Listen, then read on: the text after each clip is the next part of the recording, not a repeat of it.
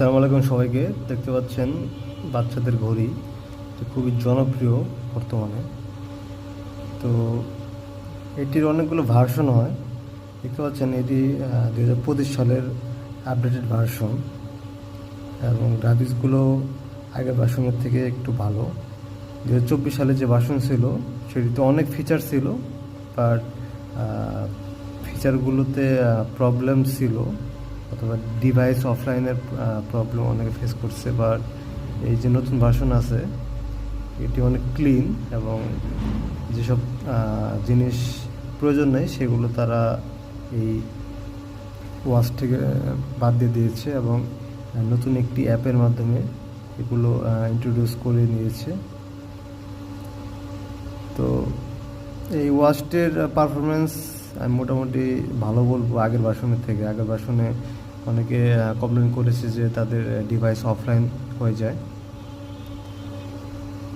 But এই ভার্সনে dialler option আছে, একটু বড় সাইজ, এগুলো একটু ভালো আর কি। হ্যাঁ, ফোন বুকে সেভ করা যায়, আগের ভার্সনে সেভ করা যেত না।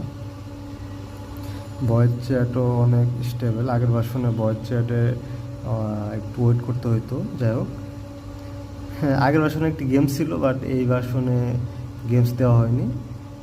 মোটামুটি ক্লিন রাখা হয়েছে। যাদের বাচ্চার লাইভ লোকেশন ট্র্যাক করা সবচেয়ে গুরুত্বপূর্ণ তারা এই ওয়াচটি নিতে পারেন। এটির লাইভ লোকেশন মোটামুটি ভালো।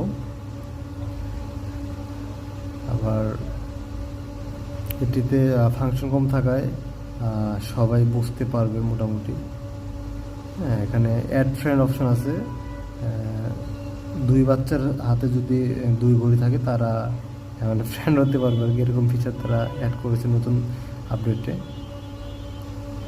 ক্যামেরাতে ছবি তুলে সেন্ড করতে পারবেন, বাট রিমোট শাটার অপশনটি দেখা যাচ্ছে না। আমি বললাম এই কিছু অপশন এখানে কমিয়ে তারা ওয়াচটি একটু ক্লিন করছে, এবং এর পারফরমেন্স একটু ভালো করার চেষ্টা করছে। ওয়াচ কোয়ালিটি বলবো খারাপ না। শাওমির যে ওয়াচ আছে 5,000 টাকার উপরে, মি প্রো, সেটির কাছাকাছি বলা যায়, কিন্তু এটির প্রাইস প্রায় 4 থেকে 5 গুণ কম। তো ওয়াচটা অনেক ক্লিন, এবং আপনার বাচ্চার জন্য এটি বেস্ট হতে পারে। আপনার বাচ্চা যদি স্কুলে যায় তখন আপনার বাচ্চার হাতে পরিয়ে দেবেন, তো বাচ্চা স্কুলে আছে কিনা বা বাইরে গেছে কিনা ওয়াচ থেকে আপডেট নিতে পারবেন।